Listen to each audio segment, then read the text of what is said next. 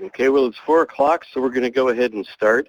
First of all, good afternoon to all of our participants. I'm Russ Holland, partner in the Center for Technology and Disability, and we're very pleased to be hosting the event, and it's my pleasure to introduce today's faculty to you. Janet Peters is the project coordinator of Accessible Technology for the Great Lakes Americans with Disabilities Center. She has 18 years of experience with assistive and accessible technologies for people with disabilities. She's worked with a wide range of stakeholders to promote full and unrestricted participation in society for people with disabilities through promoting technology that is accessible to all. She has a bachelor's degree in computer science and a master's degree in learning technologies from the University of Minnesota. Bryan Ayres is a licensed general and special educator, currently the director of the Technology and Curriculum Access Center at Easter Seals, Arkansas. He has over 30 years of experience working with children, youth, and adults with a variety of disabilities. His center collaborates with the Arkansas Department of Education Special Education Unit and the Southwest ADA Center. He holds a master's degree in special education with an emphasis in severe disabilities and applied behavior analysis. His special interests include assistive and adaptive technologies, universal design for learning, and curriculum assessment access. He presents many trainings in local, statewide, and national venues. I've had the pleasure of working with both Janet and Bryan on numerous projects over the years, including several regional and federal initiatives, and most recently in the early development of the QIAT-PS project, which has evolved into the tools and strategies they'll be sharing with you today. Janet and Bryan, thanks very much for sharing with us today. And Janet, I believe you're going to get us started. Thank you, Russ. Welcome, everyone. I'm glad you're all here. Thanks for joining us today. I don't know where you're located, but I'm in Minneapolis, Minnesota, and it's beautiful out, so hopefully it's nice where you are as well. Our webinar today is going to focus on students who use assistive technology and what happens as they transition from high school to post-secondary environments.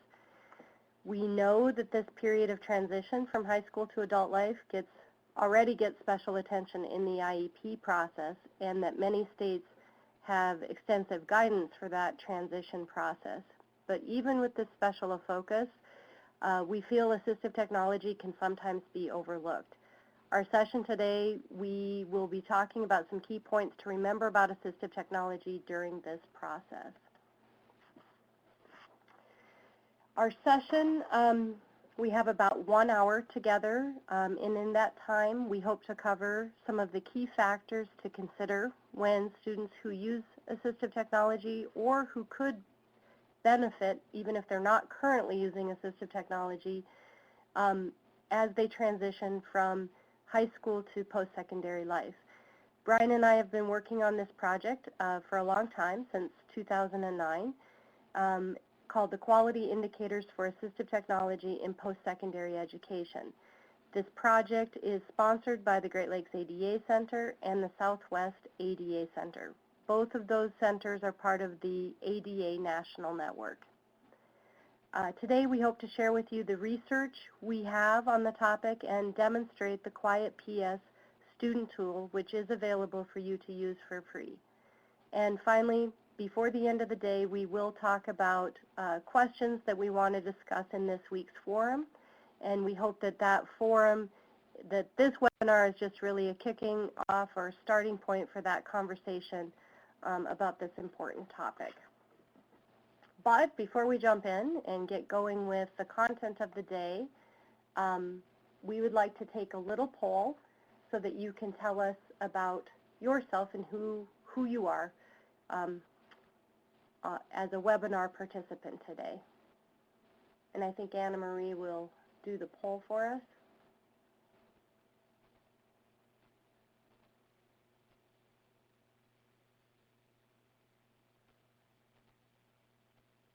So it's up there, and you can go ahead and vote.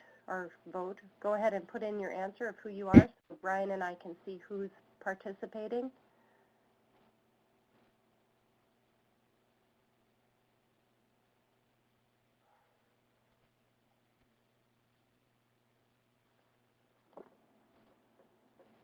Okay. Looks like we have almost everybody in. I'll give it a few more seconds.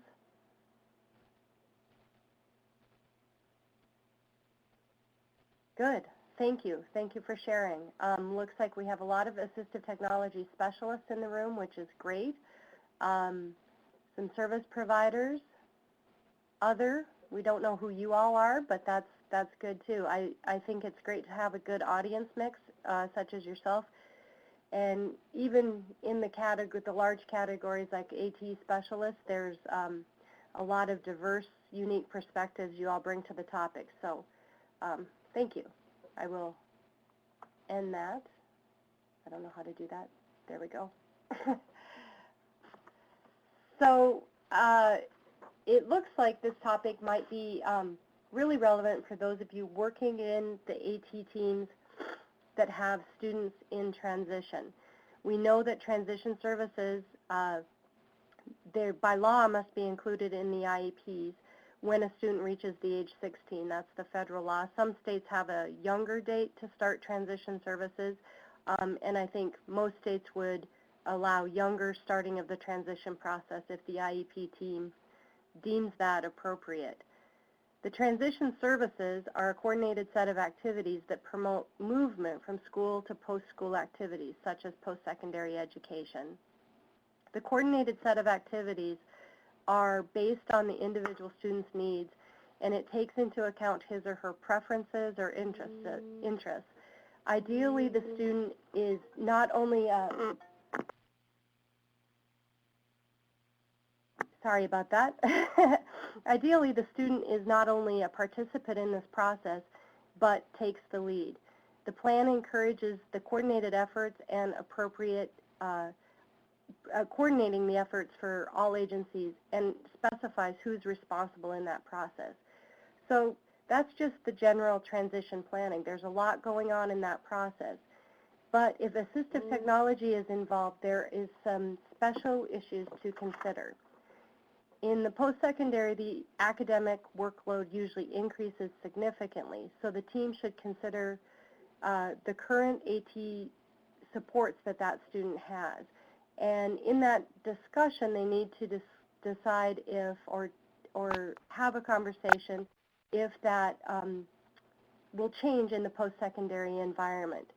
For example, a student may be getting along okay in high school or sufficiently well in high school, but they transition into college and they need increased assistive technology support or new assistive technology support, just because the quantity of the academic workload is so much higher. I receive a lot of calls like that for people who have not necessarily been using assistive technology in high school, but in order to make it through college need some additional assistance. And so really trying to anticipate those future needs and based on what they're currently doing. It's important to discuss who owns the assistive technology as you're doing the IEP transition planning. For example, in my state, in Minnesota, we have vocational rehabilitation counselors who can come to those IEP meetings when a student is a junior or a senior. If they're part of that process early on, they can be involved in a transfer or a buyout of that assistive technology so that the assistive technology actually can follow the student into the post-secondary school. But that process takes time and takes a lot of coordinated effort, and so it's really important that that begins early on in that transition planning versus later or even after the student graduates. It might be too late for a different agency to get involved. The funding for that transfer, if vocational rehabilitation is not an option for the student because you need to qualify for that program, that needs to be a discussion within the IEP team of how that assistive technology might be provided in the post-secondary environment, either by that institution or is it something that possibly the family or the individual can plan for to make a personal purchase. And finally, in thinking about assistive technology issues in that transition, we need to think about the steps necessary for a student to be independent with their assistive technology. This includes any training or resources that might be necessary that are currently being provided by the high school or within that IEP team, but obviously the IEP team doesn't get to go to college with them, and so helping that student and family identify the resources that they may need in that new environment. So some key points to remember about assistive technology in this process is the assistive technology usually doesn't come with the student. So if Voc Rehab is involved or another agency, there might be the ability to buy out or pull that assistive technology with. But generally that assistive technology, if it's purchased by the school, belongs to the school, and the team needs to talk about, you know, that factor. The language changes when a student graduates and goes from high school into adult life. So in high school, a student is under special education law with IDEA, and in adult life, there's actually a different set of laws that apply to, you know, provide equal access to society. So in adult life, assistive technology is part of an accommodation process. And assistive technology is one type of accommodation, and other types might be something in a post-secondary environment, such as extra time for taking a test or a separate room, or a student that would be a note taker. The student themselves need to request the accommodation or their assistive technology, and in order to do that, they need to be able to disclose their disability and ask what accommodation they need. And they need to understand the accommodation is an interactive process, that it's not something, it's a little bit different than in high school where there's a proactive step to provide that. The student actually has to disclose and make a case for the accommodation they're asking for. So there's a lot of skills that go along with that process. The college the college that the student might be attending might not provide the same tools that they're using in high school. For example, let's say a student was using Read and Write Gold in high school really successfully as her assistive technology. But the post-secondary institution she would like to attend only provides Kurzweil, you know, as an option for them. If she knows this in advance, the IEP team can either work with training her on the different assistive technology product, or talk with the family and the Voc Rehab counselor or others involved if she can buy out and take that assistive technology with her. And it's also important to remember that post-secondary institutions vary greatly. There's a lot of diversity on how much they know and their knowledge levels on assistive technology. So while all higher ed institutions have at least someone on campus that acts as a disability resource, their experience and knowledge with assistive technology can vary greatly. So as the student is in the transition process, the IEP team can help with questions to ask the college, things on addressing specific needs around assistive technology, because they do vary, and so the family and the student need to be aware that it's different institution to institution. So in thinking about assistive technology, it is not something different or completely contrary or outside of the skills that an IEP team is already working on within that transition process. It is the same skills that you work on for self-determination, for choice making, problem solving. All of those types of skills you're working on in the transition process are the same skills you work on with assistive technology. But Bryan and I make a case that you should have, you should work on assistive technology with those skills specifically and make sure that it's not overlooked in that process. So as you introduce assistive technology to a student at whatever age, in an age-appropriate manner, the student should be learning some of those self-determination skills that go with it. So, for example, the student should learn operational skills about their device. These are just the basic functioning of the device. So, like how to turn it on and off, how to change the battery, where the reset button is. Sometimes our AT teams or our SLPs or OTs or AT specialists are doing such a great job at providing that assistive technology that we don't really take the time to train the student on just those basic operational devices, things about the device that they will, in an independent environment, need to be able to do themselves because they won't have the team there to help them. It's also important to talk to students about their functional skills. These are the skills around the language around why they're using that specific assistive technology. So is the assistive technology helping them with writing or expressive language? Or what functional limitation does the assistive technology address? I get many calls from college families, usually the parents, that can tell you what the product name and brand name is, but don't have a really good understanding of, I'm using a word prediction tool because I need help in fluency of my writing. They can't really articulate what that assistive technology is helping them with. That language and being able to discuss that is really important because that's how a student will request an accommodation, both at a post-secondary institution, but also as they go into the workforce.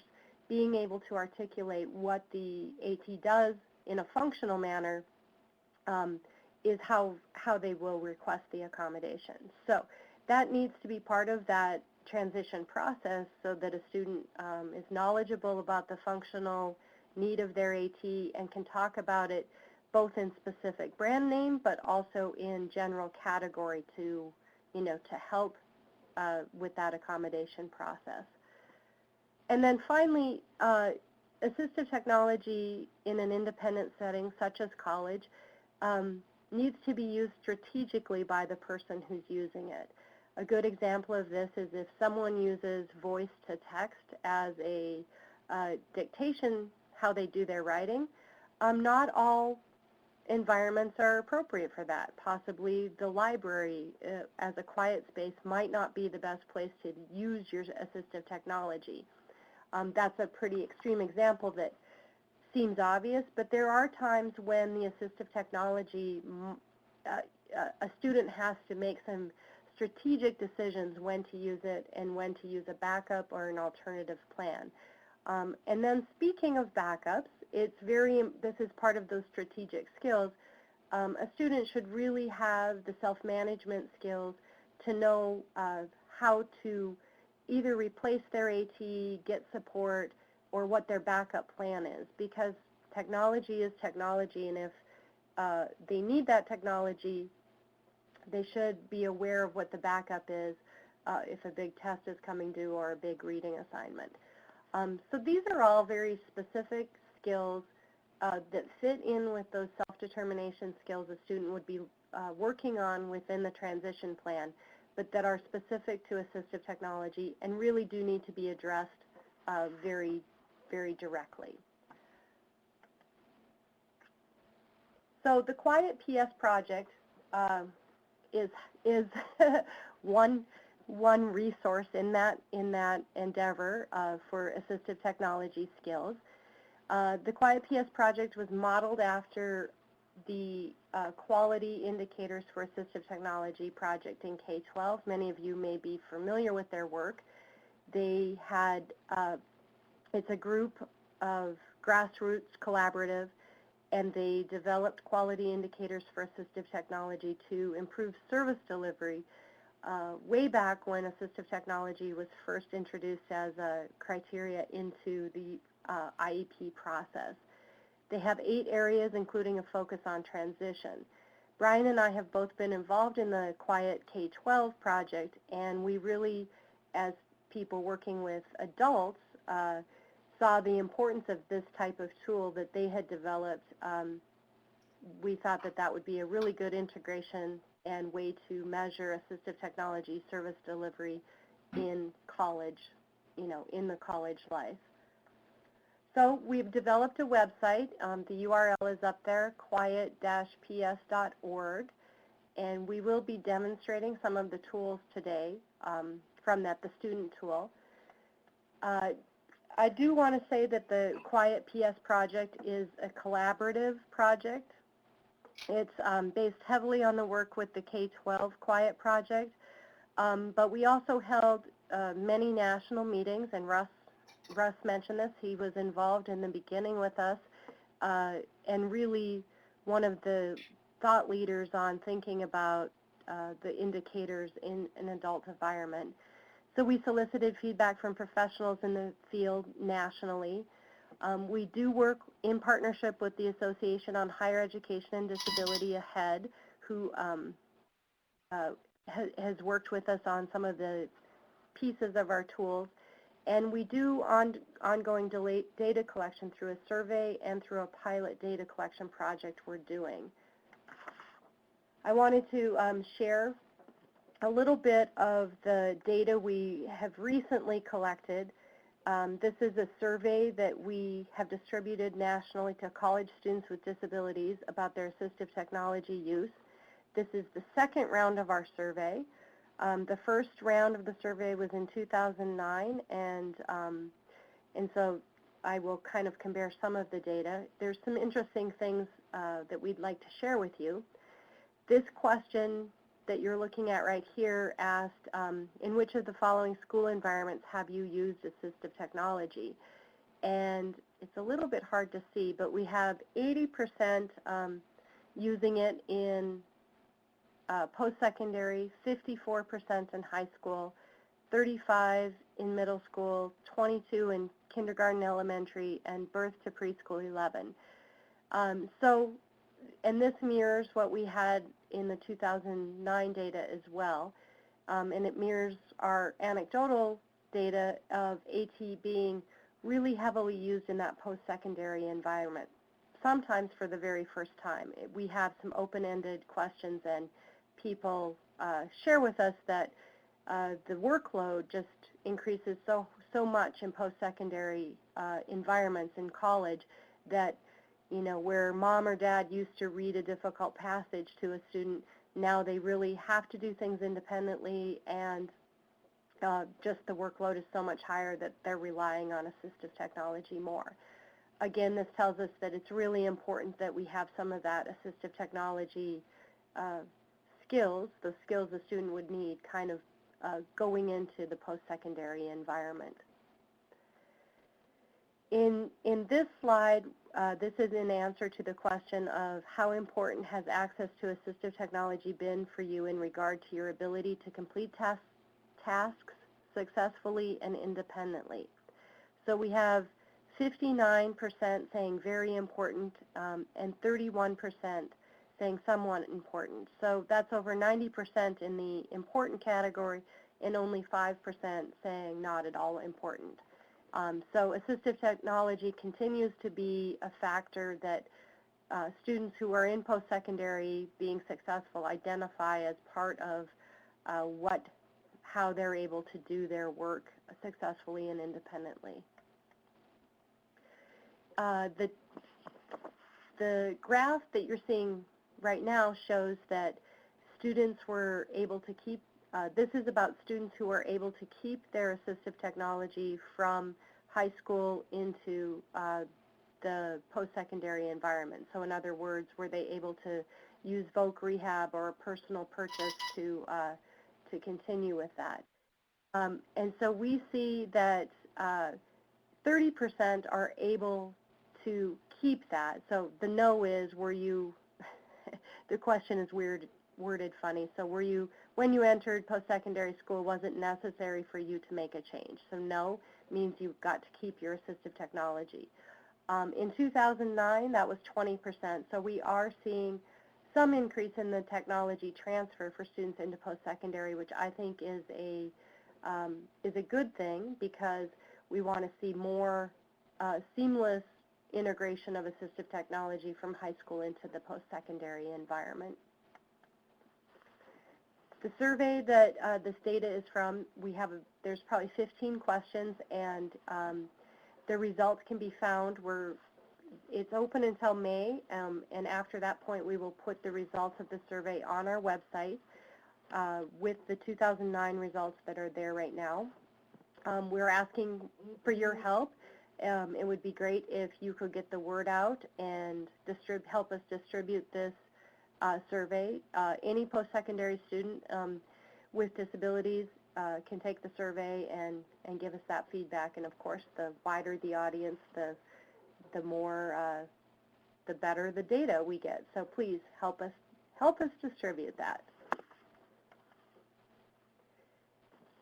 So I've mentioned a couple of the tools that we have for the QIAT-PS project, and Bryan will be demonstrating one of them in a second here. But we do have two tools that we offer on the website. One is the student self-evaluation matrix that Bryan will demonstrate for us. The other tool is a campus self-evaluation matrix.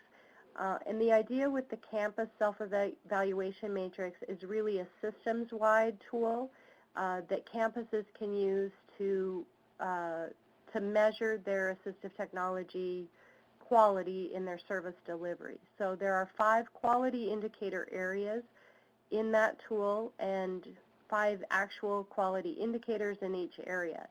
And the matrix is a way to measure how you think you're doing in that area as a campus. Presently, we are conducting a pilot study with post-secondary institutions nationwide to validate and give us feedback on the indicators. We have a slide here with a few of the higher ed institutions we've worked with. So we've worked with small private colleges, large community college systems, large four-year institutions, and so we're testing it across a lot of different types of post-secondary institutions. I see a question coming through. How do you find or decide what institutions to do your pilot with? We do presentations at AHEAD and the major assistive technology conferences, so we try to get the word out and recruit schools, and the school, then it's just from there it's a conversation with Bryan or I about the process and the commitment, because there's basically a year-long commitment to participate as a school. But if you are at a post-secondary institution and are interested, our contact information will be available on the back or on the end slide. And just get in touch with us and we can discuss that further. We're looking for schools, so if you know of a school or you are a school, let's have that conversation. And I think with that, I will turn it over to Bryan, who's going to go to the next section of our webinar. Thanks, Janet. I did want to attend to Andy's question that he asked earlier. He asked what the non-category was for the none-category was for the survey, and that was typically those students who had their needs identified late, those folks who didn't have any assistive technology in K-12 and either discovered the need when they were in college or in the post-secondary environment. So that was it. The other one is there was not I don't believe there was a null category on that particular thing, so it could have included some of the folks who didn't answer that particular question. Is that right, Janet? Yep, thank you. Sorry, Andy, I missed your question. Yep. So, okay, well, thank you, Janet. And yeah, this has been a fun project for Janet and I, and Russ started us off with a session that was done in 2006, Joy Zabala and Russ did a pre-conference session at the California State Northridge at CSUN, and got us to thinking, like Janet said, through the process of the K-12 QIAT. We found ourselves in Houston, Texas at the QIAT Summit at Region 4 Service Center around that time, and had a discussion with Russ and with Joy Zabala, and we sort of pitched this to our respective centers, and this is how this is generated. So what I did want to share with you this afternoon is, I'm showing you some points. The 21.03 probably means nothing to folks outside of Arkansas. This is associated with our policies and procedures in Arkansas, but they pretty much mirror what's required in IDEA regarding transition. So, the issue about the transition from school to adult life is defined, as Janet said, based on the coordinated set of activities for the child with the disability. And, we think we do in K-12, we think we do a pretty good job of coordinating, but we also recognize, I think, almost universally, how difficult that can be. And so the issue around this is a little more in control of a K-12 school, because most everybody is working or in contract directly with that K-12 environment. As the student approaches matriculation to a higher education setting or a post-secondary education setting, it gets a little more difficult because we're dealing with a lot more agencies, a lot more supports, and a little different perspective as far as what's required. So the transition plan as the student turns 16, and in Arkansas it's 14. We can start as early as 14. It makes it a little difficult for our Division of Rehabilitation Services and our rehab counselors to get to conferences that early, but we certainly are seeing more of that. So it's really supposed to be based on the child's needs, including preferences and interests. It's including all those things that we would typically have in the IEP, instruction-related services, but also including an increasing emphasis on community experience and the development of post-school adult living outcomes or objectives, if you will. And then, if appropriate, getting all the things in line so that we have the support system when the person leaves the IDEA setting, which is arguably is a little more supportive or a little more directed by others, to an adult system where you have to drive the bus yourself. You have to be a little bit more in charge. Again, it's very similar, it's worded very similar, and this is pretty close to the federal definitions. Can be special education, it can be related service, it can be any of those things. So we've got that broad perspective for that.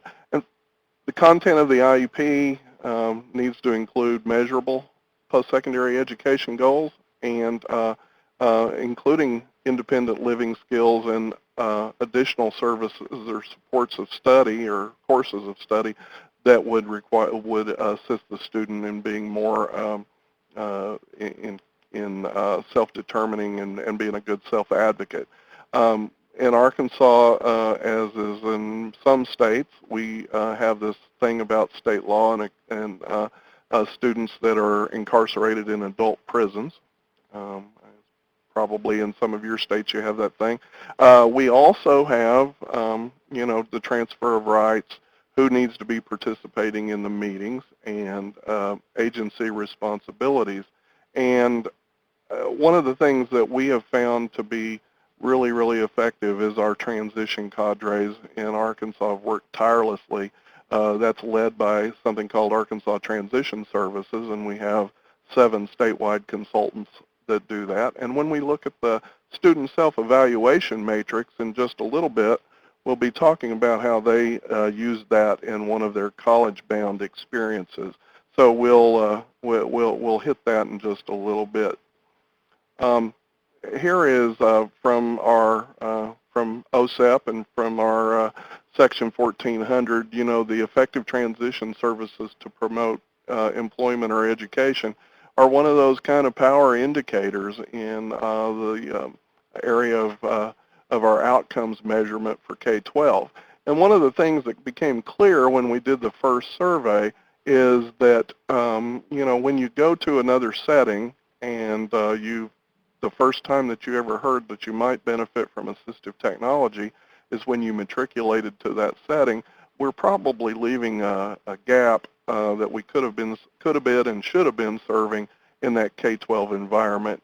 Vice versa, you know, like Janet said, we have a wide variation of support services, and certainly in the under ADA and Section 504 and some of the other laws that would apply to the adult environments as well as the K-12 environment, you have different ways of moving those systems along and the amount of self-control that you have to take over that. So anyway, enough of the legal stuff. Let's move on to some of the tools. One of the things when we suggested the QIAT-PS model to the respective Americans with Disabilities Act centers that we are associated with was that the tool needed to be something that was available, that it was usable, and that we would be able to that we would be able to offer that to people that are free. And so anyway, we're going to be you know, sort of looking at some of those pieces of the tools and addressing those.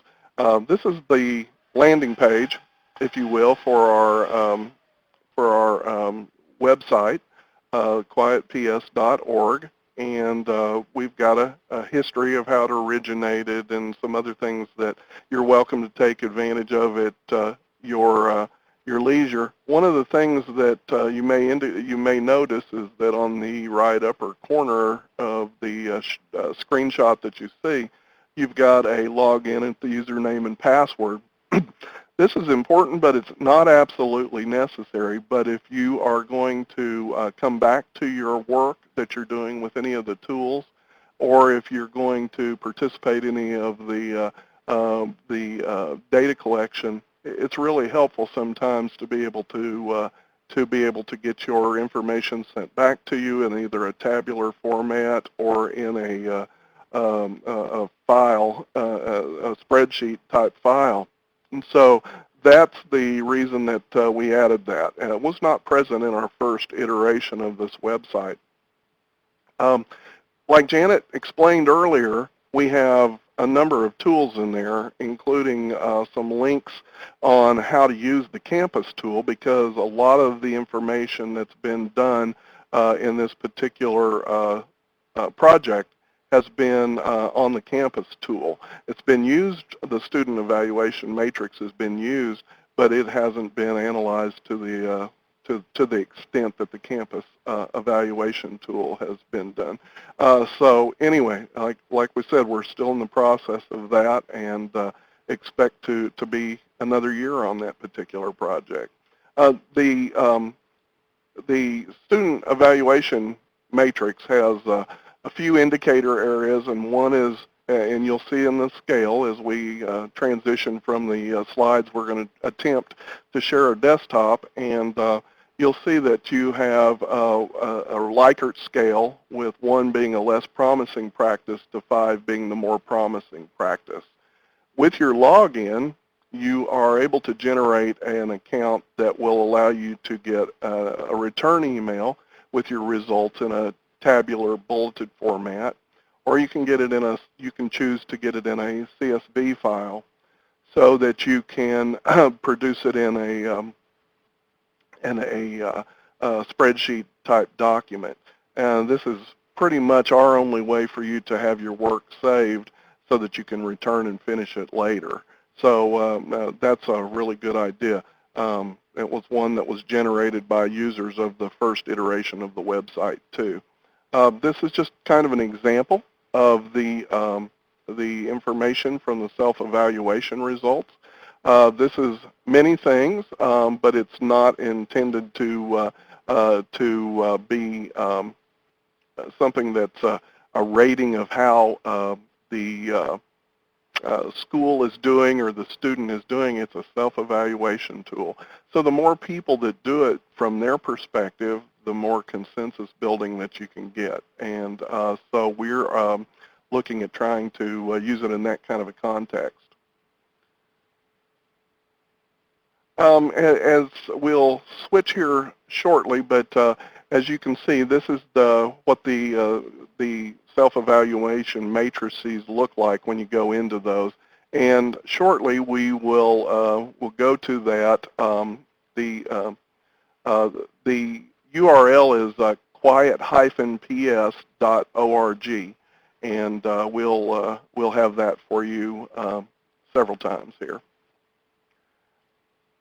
And we just love for everybody to use it. A couple of other things that are available on this particular website is a guide to getting started with the campus tools. Eventually, we hope to have a similar kind of a product with multimedia guidance on how to use it. But the student self-evaluation matrices is a little simpler to use. It's a little shorter, and so we'll be able to take a look at it quickly this afternoon. So we'll be able to give this a good look. Here's the student indicator areas. There are 7: self-awareness, disclosure, communication, self-advocacy, self-evaluation, student initiative and decision-making, and then assistive technology, problem solving, those good strategic skills that oftentimes make the difference in whether a assistive technology solution is used or abandoned along the journey. So that is a really, really good good piece that we need to pay attention to. Okay, we'll be coming, we'll be going to the web page just pretty quickly.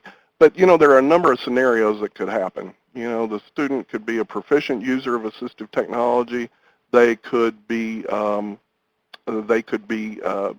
good self-advocate, and self-determination would be pretty easy, but they may have been somebody who has been introduced to assistive technology but's not independent in its use or need of the supports that they have. So the student may transition with an unmet need and find themselves. When we go to the HEAD meetings and present this information, a lot of times what we hear is the student wasn't approached about assistive technology or realized the need until they were on the higher education setting. So they didn't get it in K-12. The student may have assistive technology, but not really have those strategic and operational skills that we talked about, or they may only use it in some limited environments. So there might be many reasons why you would have those challenges. So you might, there could be a number of factors that might hold you back, or there may be many reasons that you were effective in those particular environments. So having said that, we're going to come back to Susan in just a minute. I am going to take a chance, and we'll see if we can get this to work. I'm going to do a quick sharing of my screen, and I don't really think we need to. And we should be shortly looking at our the student evaluation matrix. Is everybody seeing that?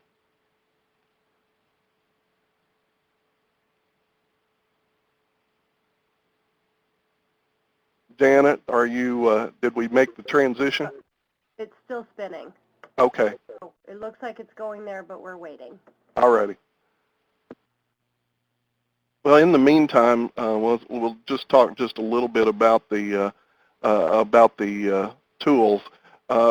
When the self-evaluation matrix opens, you'll find it on the toolbar that was in the screenshots in the PowerPoint.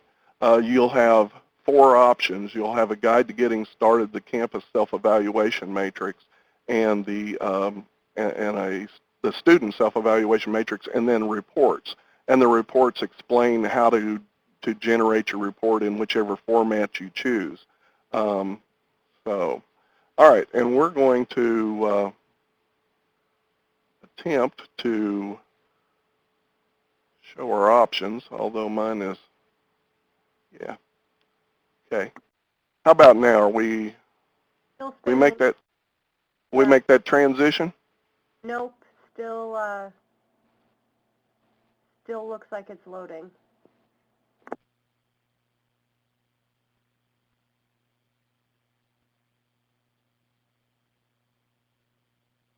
We might say a little bit about the results from the survey, or the ongoing survey. Is the numbers have been mined nationwide through listservs and including K-12 settings and post-secondary settings. And we're having, I would say, similar participation numbers, maybe a little bit down this time than we did in the one that was done in 2009. So we'll continue to be looking at the power of the campus evaluation matrix. All right. I don't want to take up all afternoon with this, trying to get this to load. We'll give it just a second more. If not, we'll hit our scenarios.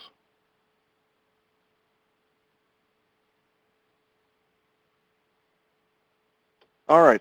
Let me explain what I'm looking at. I'm going to just talk about the first indicator that's come up, self-awareness. So on this particular matrix, you have a number of ways you could do this, but the matrix is pretty simple.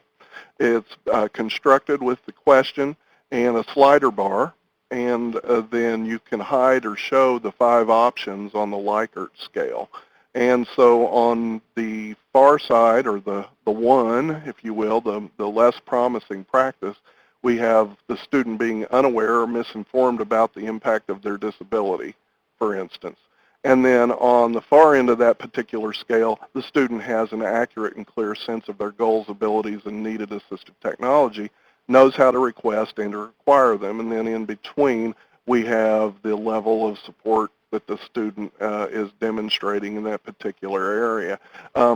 This is pretty handy to be able to be done from the student's perspective, as well as those stakeholders that are around them, the parents, the staff at school, other people that might know the student. So those particular tools can kind of help with a sort of being able to hone in on what the perspective is, see if it's realistic, see if there's some starting points where a K-12 high school transition staff can start addressing those and build some of those skills. A similar indicator on disclosure of disability information, and the same on communication, self-advocacy, and self-evaluation. In the interest of time, I think we're going to go back to the PowerPoint. This worked really well in the test, which often happens, but I don't Bryan, really. Janet is showing us her screen now. Can you see it? Janet, are you on? She's sharing her desktop with the web page. Oh, okay. All right. Well, let's just go back to. We're going to shoot back to the PowerPoint, I think, because we're just kind of surging right now. So. Okay. Yeah, maybe it's with all of us trying to share. I'll stop. Yeah, sorry about that. Yeah. Okay, we'll hit the pod and let's go back.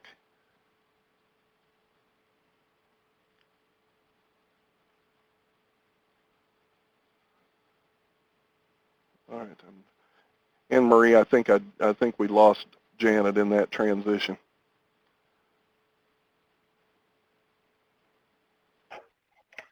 Okay, I am on the phone, but you can keep going, Brian. I'll log back in. All right. Well, we're going to get the PowerPoint back here. There we go.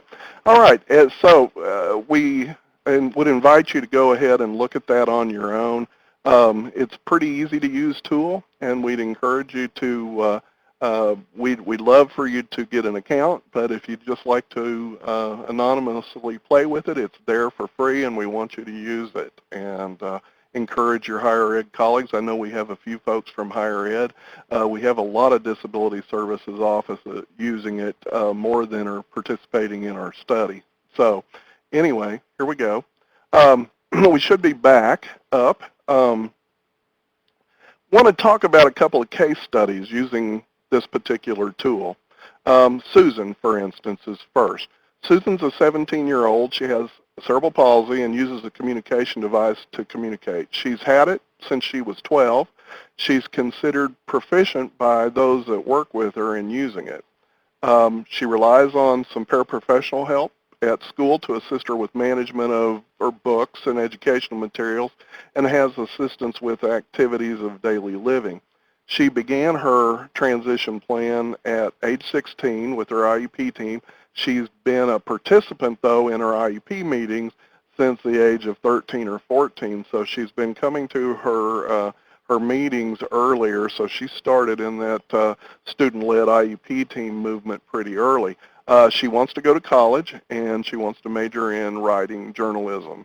So that's kind of her protocol or profile. And just looking at the results that we have,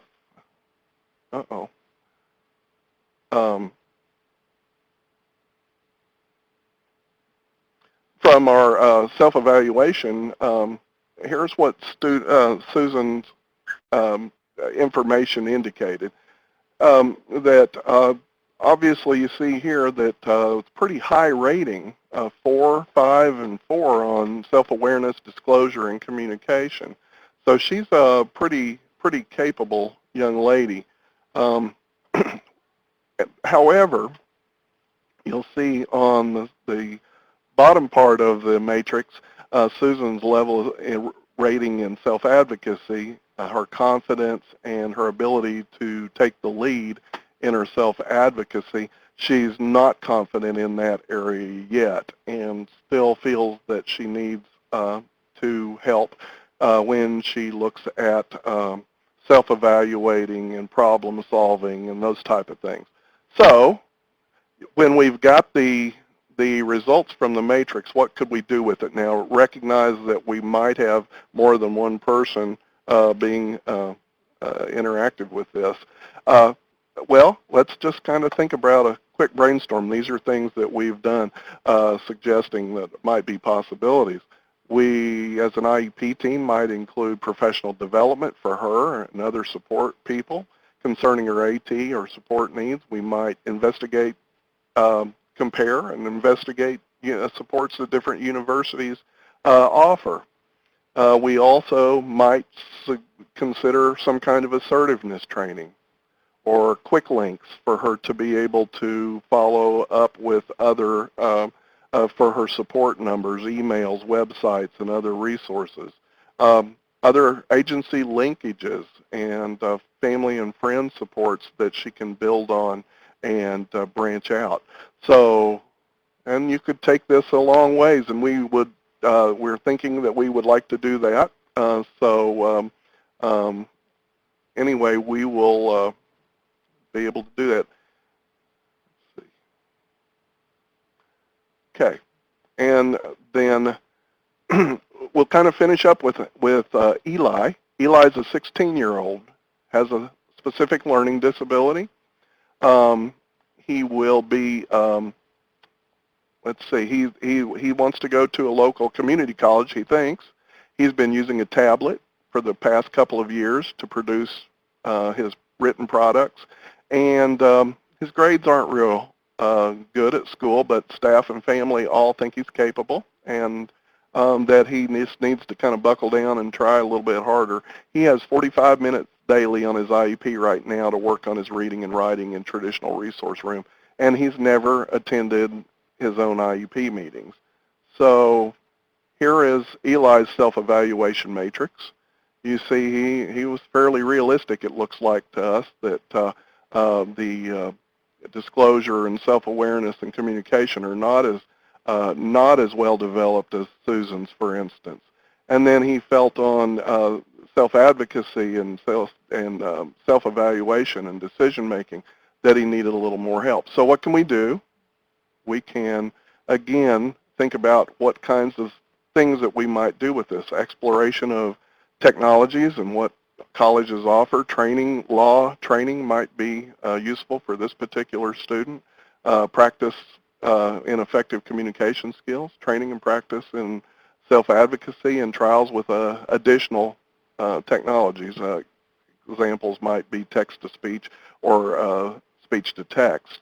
So in that particular situation, we've got those kinds of things. So just a couple of examples quickly, and this might be something that we can kick around in the discussion forum this week.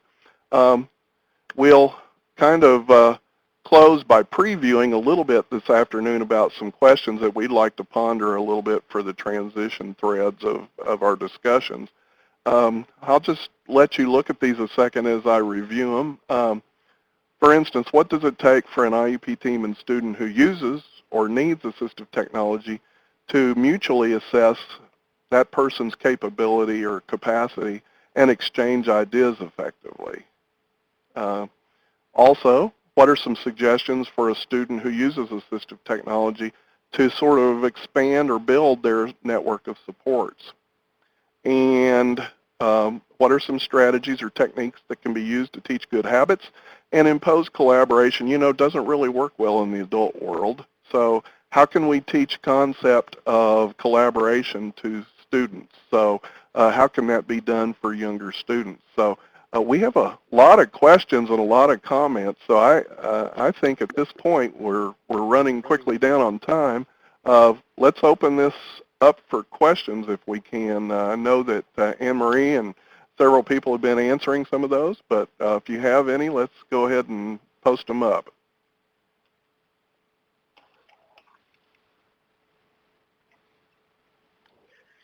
While you're looking at them, Brian, I'll mention that this is just the first step, again, in this week-long event, beginning pretty much this afternoon when this is over. There'll be some questions posed in the discussion area, which you can access the same as you went in to the CTD site and access this webinar. There'll be another link there for the discussion, as well as links for by tomorrow, links for the webinar itself, as well as the PowerPoint. So we'd encourage everybody to go back this afternoon or tomorrow, take a look at the questions, consider them, and make this discussion a real viable conversation with Brian and Janet and each other during the coming week. And what takes place in the discussion room this week will have some impact on what Brian and Janet share with you during the wrap-up webinar next Monday at 4 o'clock Eastern. Brian, you see any questions there? You're going to want to... Well, I did want to kind of just sort of as a teaser talk a little bit. We had considered the idea of looking at voc rehab and occupational preparation, and found the same thing in K-12. So I do appreciate RJ's questions that he's posted about getting started early on that, as well as post-secondary school kinds of settings. What we found is when we presented this, that the responsiveness and the similarity with higher ed was a match that was an easier starting point for us. So we'll attend to those kind of questions a little bit and follow those kinds of threads if you want to go there, because that certainly has been an interest of ours too. Janet, any additional that you want to talk about on that? Nope, I just want to encourage everyone to get into the discussion, and looking forward to, fleshing this out more and having more time to talk through some of these issues. So yeah, we'll see you all on the discussion. I'll just draw your attention to Anna Maria's chat entry there. If anybody is interested in a certificate of participation, you can put your email at the end of the survey, and we'd like to encourage everybody to take the survey. You can mention that we had some technology that didn't work quite as it had when we had our dry run-through, but also we'd like to know your thoughts on how we can make these webinars more useful and as good a use of your time as we could. We'll be continuing to talk through the week, but I want to thank Bryan and Janet for taking the time, first of all, for continuing this work, which I think is extremely valuable and has a lot of potential both for students and for post-secondary institutions, and to thank you guys for taking the time to share with us today. Thank you, Russ. Thanks, everybody. Thanks, everybody. Bye-bye.